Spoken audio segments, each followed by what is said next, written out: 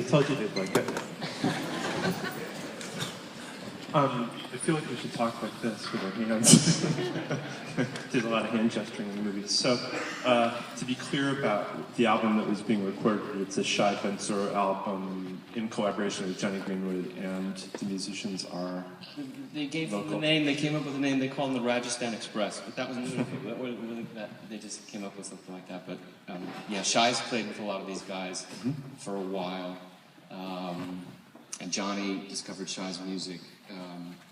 Johnny's wife is Israeli, and he was interested in this instrument that he kept hearing. And he kept hearing these songs that he loved, and it had this common theme that they were Shai's music. So they found each other somehow and came together to do this. Yeah, but why did they decide to record at the fort? That's an amazing... Yeah, well, why not? Right, I guess. It was trying to, that was Shai's doing. It was trying, Shai is a good Israeli boy who picked up and left Israel to move to India when he was like 18 years old. So he's lived there many, many, many years. So he knows the area, he knows Rajasthan. And I believe it was his idea to go to this fort, and with the blessing of the Maharaja, they kind of let us record in that room that you saw, which, when we first got there, they were saying, oh, this is the garden room. But that by the end of our stay there, it was kind of clear that this is where the concubines would stay. Like, mysteries kept unraveling themselves as we were there. All right. But yeah.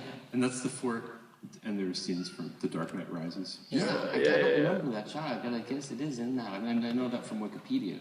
I've seen the film. You looked that up today?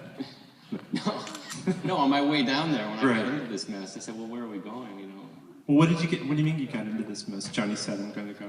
Well, Johnny said he was going to go to India. Johnny and Johnny's wife, Sharona, Sharona actually said, we're going to go to India to make this record. Do you want to go? Yes. Was that easy? Yeah, and you shot most of it yourself with your own black magic? Yeah.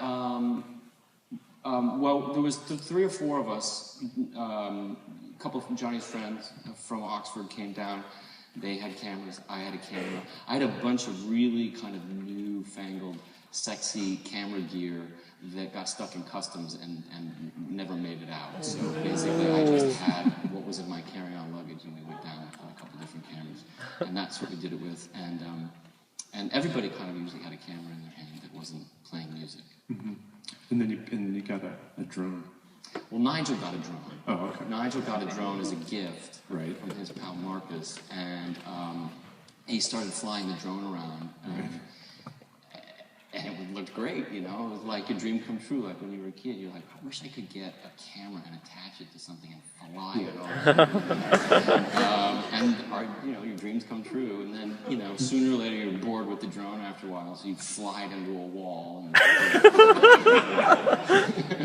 Like any tool. And you don't tell your parents. Exactly. Put it back together again. And Nigel, we should specify, is Nigel Goodrich, who's Radiohead's usual. He's their producer and everything. They've been together, a unit. And he's also the Pigeon Wrangler.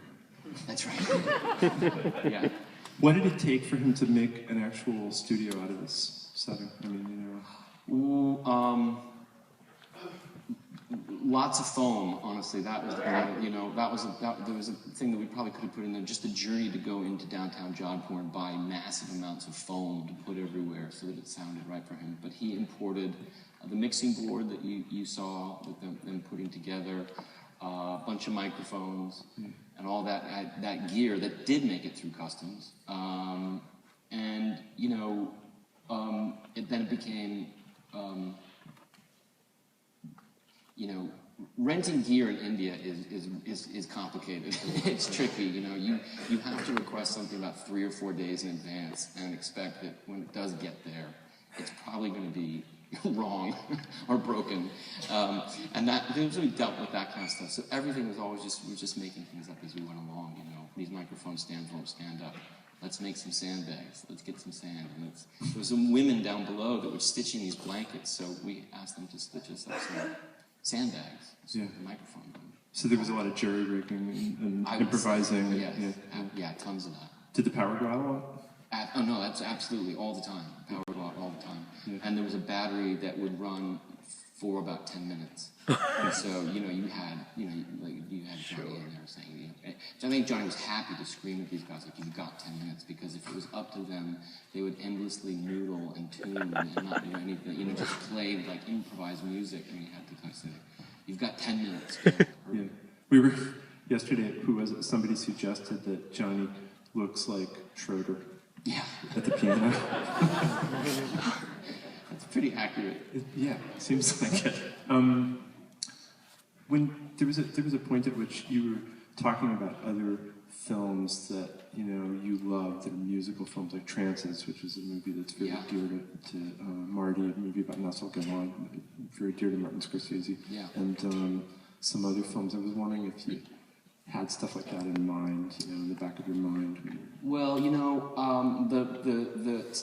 the gold standard for me of people filming music is Jazz on a Summer's Day. Yeah. You know that one, and that I just remember looking through the little camera at near the trumpet player and seeing like, oh, that kind of looks like Jazz on a Summer's Day. So that was good with me. Just being simple and being out of the way and letting them play. So that I kept thinking about Jazz on a Summer's Day, how elegant it was. Yeah. And then I didn't know how much explaining to do about the project, in terms of the story. And I kept thinking, Jazz on a Summer's Day, they don't explain anything, Yeah. Look, and then I watched it again, and the very first thing that comes up is this detailed explanation of what is going on, where it takes place, when it was shot, what day it is, what year it is. I was like, my memory had none of that. Yeah.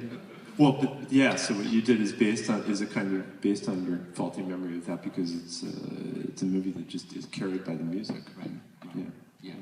And then what's the future of the movie and the music? The album is coming out on Nunsuch. The album is going to come out in a month. Right.